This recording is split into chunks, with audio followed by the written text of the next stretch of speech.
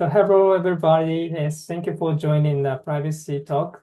I'm really so glad to have Mr. Patrick.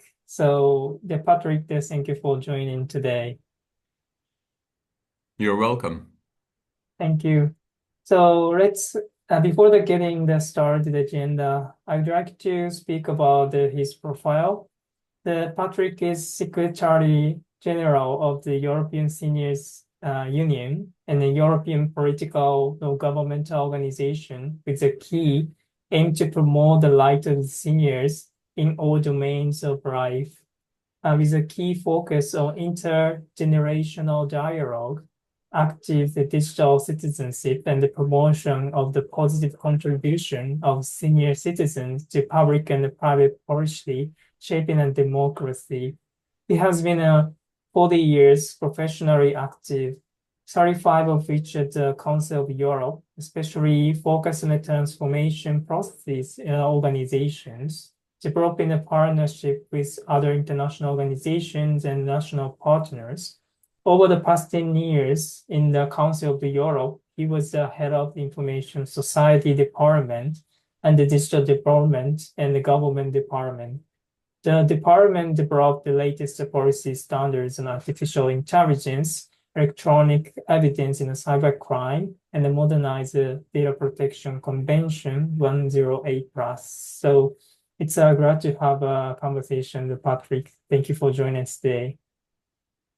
Thank you so much. The honor is totally mine, and I will be glad to respond to your questions. Go ahead. Thank you. The first question, which is very important to explore your experiences. So you have been working on the Council of Europe for a long time. So my first question is, why did you start to work at the Council of Europe?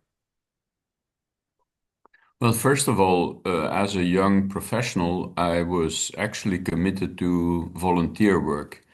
I was working with a non-governmental organization that was focused on the rights of young workers and young unemployed and young people which had little educational skills.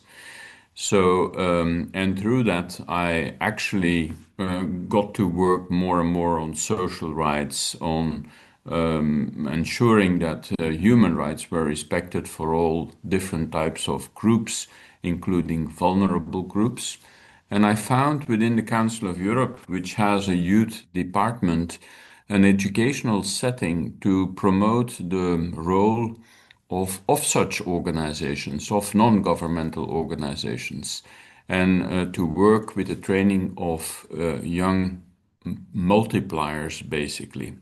Uh, Commitment to promoting human rights, democracy, the rule of law across the continent. And I wanted to contribute to shaping such policies and enhance social inclusion, at a time not yet digital rights, but to protect vulnerable groups and now at a later stage, including seniors. But the Council's role in fostering cooperation amongst European nations, which aligned basically with my passion to make a positive impact on society. Yeah, that's very nice. So your experience is very interesting. It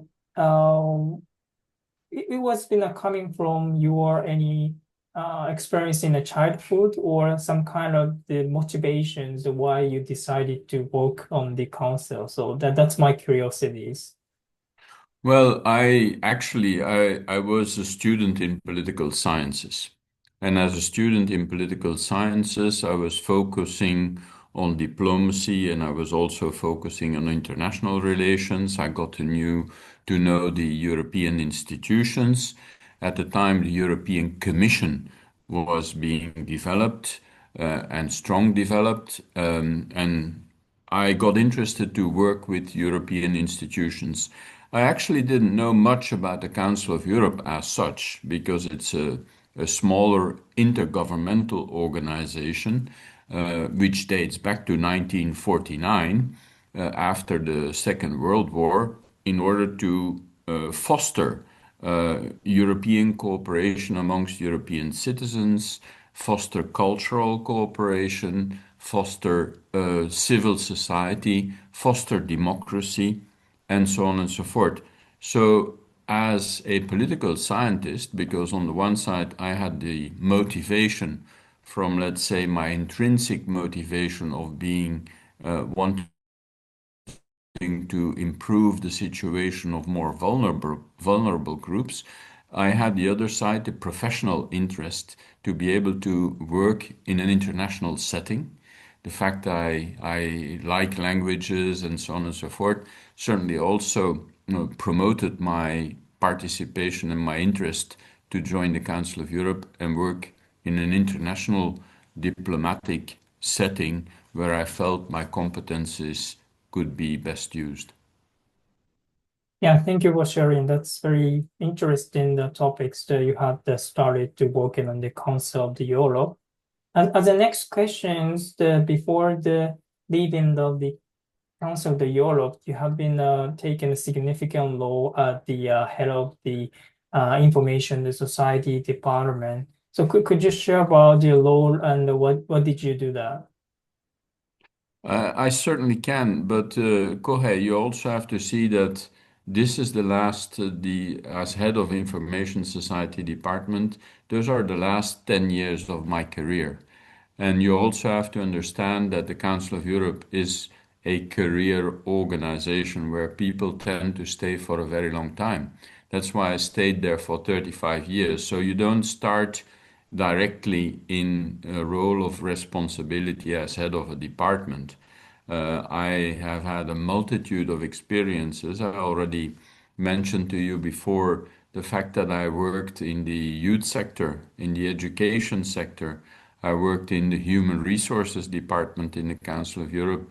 I worked on the Pompidou Group, which is a group, a partial agreement of the Council of Europe to fight drug addiction and and also trafficking in drugs. So I have had a variety of experiences, including before I joined the Information Society Department, I was also the political advisor to the Secretary General. I was in the private office of the Secretary General, and the Secretary General is the administrative and political head of the Council of Europe. Now, then I joined the Information Society Department. It directly has its head of the department. And at the time, we were basically working on three key issues. The first one was media freedom and freedom of expression. A second was everything to do with data protection, and you've already yourself mentioned Convention 108 and Convention 108 plus. And a third sector was cybercrime. So those were the three components of the Information Society Department. And my interest there, I was responsible for the development and implementation of policies which related to digital rights, digital transformation, internet governance. I coordinated a number of initiatives to promote digital inclusion, protect personal data, and ensure that technological progress would benefit all citizens. So a key focus was really on fostering cooperation among the Council of Europe member states, at the time 47, to establish standards for data protection, digital ethics, and so on and so forth. So basically, our work afterwards on artificial intelligence derived from those different functions. We were working in the media sector, for example, on the role of algorithms and with those and the manipulative capabilities of algorithmic systems. And from there grew also our interest to start working more and more on artificial intelligence, and your lab is called Privacy by Design. That sounds very good to us because that was basically what we wanted to also achieve in our work on Convention 108 and 108 plus, for example. Yeah, that's very interesting. The like, and also the you have the varieties of the experiences at the concept of Europe. So that's very important to share with the audiences to what they have done. We can talk about it later more. So, and you currently working at the European Senior Union. I think the it's also the quite a so very important role as well in the digital age. So could you share about the union and the your role at these organizations? As you said, the European Seniors Union is basically a political organization. My work centers on advocating for the rights and well-being of senior citizens in the digital age, but not only. I work on developing awareness campaigns about digital literacy, for example. I was telling you before that I'm currently in a conference which is about the European citizenship digital citizenship education, which is the year 2025, is the year of European Year of Digital Citizenship. So that's definitely part of what we're doing. But we also work on policy, we work on citizenship, we work on long-term care, we work on quite a number of issues which are directly affecting the life and well-being of senior citizens. And that also includes living, sports, leisure, but certainly also the digital area. And what we proclaim is that senior citizens, and also in Japan, senior citizens are becoming a bulk of your society. Japan is one of the fastest aging populations in the world, and so is Europe. In many countries in Europe, we have an aging population. And very often, and we speak sometimes about digital natives and digital migrants. I'm not very keen on those words because the digital society is moving so fast that even if you're born into a digital society, it will change rather rapidly. But anyway, for us, it is crucial that senior citizens also are integrated. And I mean, I'm not going to define what a senior is right now, because in certain professions, you can be a senior when you're 40 or 50 or 55. And that's an expanding category. People grow older, and Japan is also a good example of that. But our life expectancy and our healthy life expectancy is increasing. So we need to be able to ensure that older citizens, seniors, are also fully integrated in the digital society. Yeah, that's very interesting the work. You mentioned that in Japan, our country is becoming aging the populations. And that means they have to acquire the specific, not just only for the skill set, it's a mindset driven to spend a life in the digital age, how they can take like the happily to share the values in the digital space. So that's the challenges to all the nations are becoming like the population is growing faster. So yeah, I agree with that. And also happy to explore the questions. So as for the next topics, it's about the transitions. So the thanks to your contribution to the concept of Europe, it's becoming so much more important in the digital age, just like the like created of the agreement of the international convention. It's becoming important in the digital age. So from experiences, could you share about the role of the concept of Europe and how it has changed like until today? So could you share about the brief history of the concept of Europe?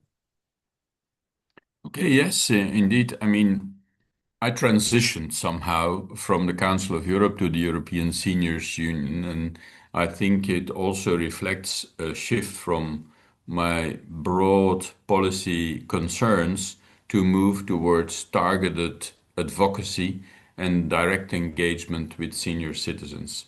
So throughout this journey, my focus has remained on promoting inclusive digital environments and empowering vulnerable groups to participate fully in the digital society. That is my key objective.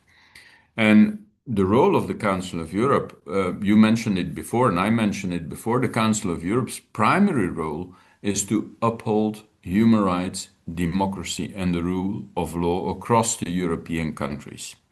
And over time, its focus has shifted, that is quite clear, and has expanded to include digital rights, to include data protection, combating online misinformation, disinformation.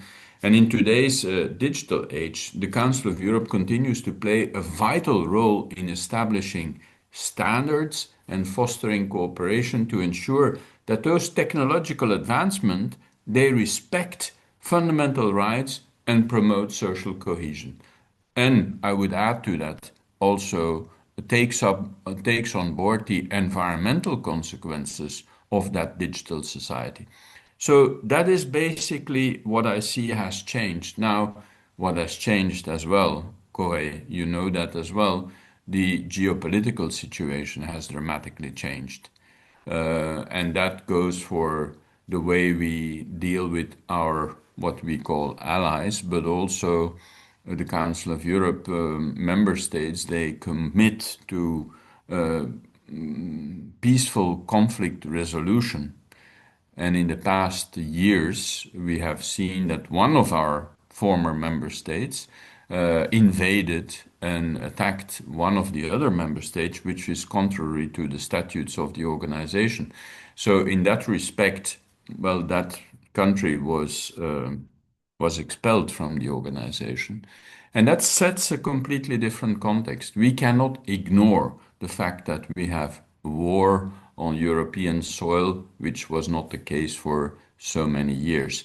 And that shift, that has meant a shift and an awareness. Also in Europe, we see that, for example, the democratic systems are being challenged, are being questioned. And we need to be able to, especially as an organization that defends democracy, pluralist democracy, rule of law, and human rights, we need to be able to focus on that and ensure that within the changing parameters, we still continue to uphold these fundamental values and fundamental rights. Yeah, thank you for sharing the trend, how it works and what the challenge is now. I agree that's the taken key challenges of this role at the Council of the Europe. So that's very significant to be shared the values, the how it works. And my next question is the one of my curiosities that I wanted to share with you. That's the Data Protection Day, which is the things that I was been quite so inspired since the visit in Brussels. I learned from the European community. You always celebrate the Data Protection Day. The back to the 2006, the Convention 108 plus has been started this kind of discussion. So could you tell us about the story? How does it evolve? How does it started? And what does it mean for the Europeans? Their protection day. So could you share about your idea? Fine. Now, go ahead. The story behind the Data Protection Day in Europe begins actually with the adoption of the Council of Europe's Convention 108 in 1981. Just think back a little bit. You're too young to be able to refer back to 1981. But 1981, we're almost 45 years later. And at that time, the Council of Europe developed the first international, legally binding international treaty on data protection. That's amazing, because the full title of the convention is actually about the automated treatment of personal data in a time where computers were virtually unexistent. So, what was happening at the time was to ensure that in particular, governments would not abuse the personal data of its citizens. That has shifted right now completely, obviously.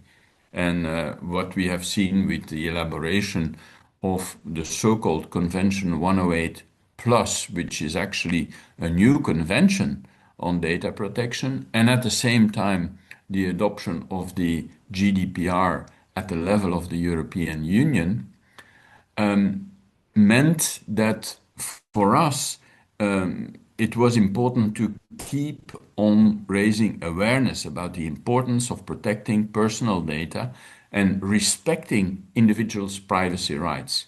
So, Data Protection Day, celebrated annually on January 28th, it commemorates this milestone and promotes ongoing vigilance in safeguarding personal information in an increasingly digital world.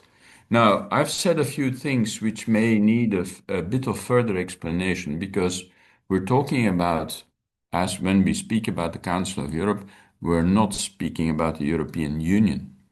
In fact, the Council of Europe, as a political international organization founded in 1949, is basically set up to, as an intergovernmental institution, to cooperate amongst well minded countries to collaborate together to elaborate norms together based on those fundamental values. Whereas the European Commission, at the time, the European communities, which were threefold basically, started more from a more economic perspective. They have, of course, integrated the human rights agenda into the work that is being done, but the Council of Europe has always been more open. It's an intergovernmental institution, which also means that governments remain with their sovereignty and that the treaties that we adopt, including Convention 108 Plus, remains a treaty that needs to be implemented by its member states. And that's different from a European Union perspective, where the directives and such as the GDPR and the regulations are adopted directly into the national systems. Yeah, that's very interesting history. I haven't know about it before, but it's very knowledgeable for me in that sense. So I think there is some other countries in the in the community of the Council of Europe, except for the European regions. Just like in Japan is the one of the observing member on this moment. So, but what does it mean of the Data Protection Day? Non-European members as a perspective of the data protection, the privacy. So you have any ideas of that? Well, we're in a process of still, I mean, I would say, even though we have all the mechanisms in place, it remains a continuous reflection that is needed. For example, on the issues of consent, but also on issues like new developing areas such as neurosciences, and how intimate the data that we are gathering are getting.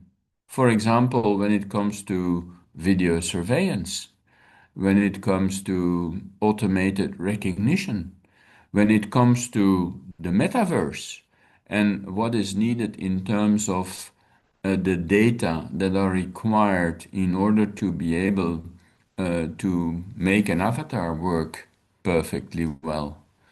So all of this requires a constant update. And it's not as if it's finished, because in a digital world where I speak about 1981, when the first data protection convention was established, and we're speaking now, the question of data has no common denominator. It has expanded so much. The data, the information that is being gathered, I sometimes compare it to the gold rush. That is, that companies are focused on gathering, certain companies are focused on gathering as many data as possible. And legislation has a hard time to keep up with it, as we have a hard time to keep up with the development of artificial intelligence. And sometimes we have the feeling of being left behind, and we are in a way. So the impact of data collection on private lives is increasingly intimate and increasingly important. And therefore, I think the starting point of privacy by design, human rights by design, actually, is a crucial concept. And I think, yeah, I'll leave it. I'll leave you for your next question. Yeah, yeah. Thank you for the sharing your opinion. I agree with the change in the behaviors in accordance with the tech development. That's the very important to share the values of the data protection, the privacy through the conversation. So that's the very important to work together for the moment initiative right now. So as for the next question is about your current role and you focus on the senior citizens. That's also the one of the challenges here in Japan, how we can be inclusive, like in the senior um, people who can be taken any advantage to using the digital service, especially for the people is living in countryside, they are not able to access of the public service, but the digital solutions might help their connections to accesses of the medical service or any kind of thing. So that's some of the challenges here in Japan at this moment. So my next question is from your perspective. So what do the senior citizens need to know to spend with the digital solutions for their well-beings and they're spending their life and they're happily. So uh, do you think what kind of the ideas that you have it right now and what kind of the practices is ongoing in Europe? Well, Goe, I can reassure you in a way that is that Japan is not alone in its challenges with regards to the involvement of citizens, any citizens, and by definition, vulnerable groups have more challenges, and vulnerability can be related to gender, can be related to urban setting, can be related to accessibility, can be related to seniority. So all of that is important. And I was speaking to you just a minute ago about this European Year of Digital Citizenship. And I must say, one of the things that I bring in as one of the only European seniors organization is basically seniors are very often left out of digital citizenship programs. They're very much left out of a lot of it is focused on children and young people and schools and formal education, non-formal education. But what I find is that the age category of the so-called non-digital natives is basically overlooked. But at the same time, they have to get into the system for the simple reason that we are moving from an analog world to a digital world. And very often, that digital world is uncertain. It is not finished. It is sometimes adopted from an adaptation of the analog world that doesn't really fit the digital world. It's sometimes moving what I call the back office to the front office.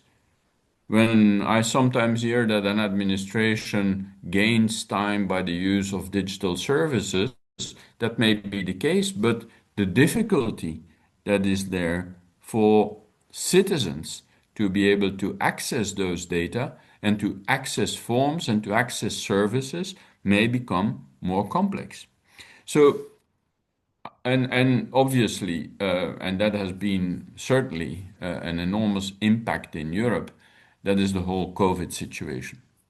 We would never, I do not believe that we would ever have evolved this rapidly into the digital world without the COVID crisis.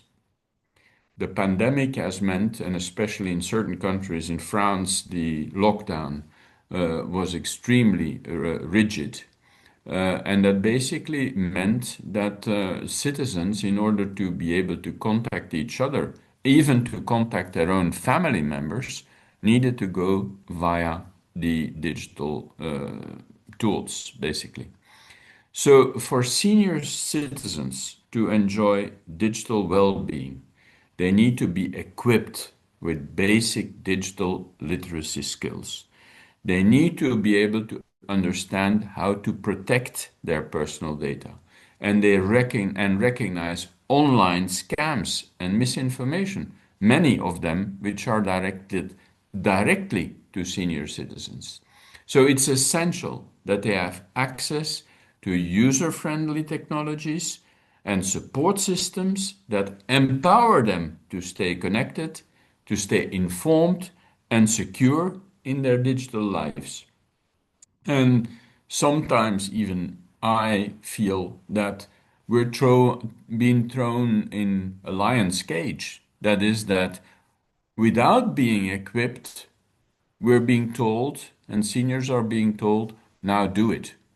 And what I am interested in, and I'm launching a research with a research institute on that, is what are the coping mechanisms of senior citizens in this world?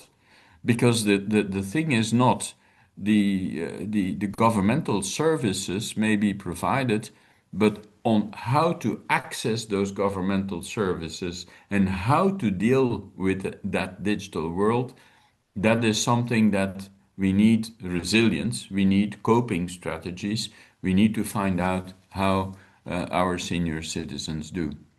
In Europe, in fact, Kohe, is we see that senior citizens above 75 are never asked to participate in any kind of survey. They don't exist. But if at the same time we're in a situation where healthy, longer living is taking place, you could say, well, wait for them to die out. But that's not the solution.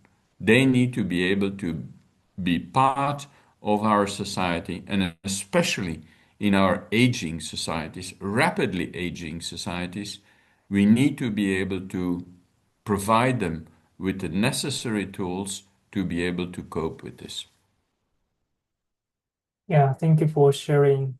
That's we need to make it a proactive just because it's not the problems. I think it's a Europe, in our country, Japan, but also some of the Asian countries, the developed countries as well, embracing the similar issues to challenge to um, looking after the senior people and how they can become digitalized and how they can be supported through digital technology. So that's very brilliant to the work to be shared from your perspective. So at the end, I would like to ask your message to listeners. So you had a very important experiences so far, and you work on an important role at this moment. So could you give any message to the listeners from your perspective? Yeah, I think so. First of all, um, I'm recently taken up another role, which is to work on the intergenerational fairness strategy. of the European Commission. And I've been asked within that intergenerational fairness strategy to work on a coalition that is dealing with digital inclusion. And that is crucial. And I think it was also my positive attitude towards digital development, which I strongly believe in. I strongly believe that we have to embrace the digital world with confidence and curiosity, and that digital citizenship, education, and digital literacy is a vital skill that can open up new opportunities. It can foster social connections. It can improve our quality of life. So, at the same time, and that's my message also to the listeners, is that to remember to prioritize your privacy and your security online, to stay informed and make sure that when help is needed that you can get it, and so that you can enjoy the many benefits. I strongly believe in our aging society that digital technologies can offer quite a number of benefits in order to improve our participation in a digital society, which is, I believe, valuable and empowering. When I look at how artificial intelligence is being developed, one of the problems, for example, in Europe, is the absence of caretakers. That basically means if we want senior citizens to be independent in a longer period of time, when they live in their 90s or older, that they can remain independent when it comes to driving cars, when it comes to living at home. And there, the digital development can be of a benefit. Robotics can be of a benefit. And the use of artificial intelligence can be of benefit.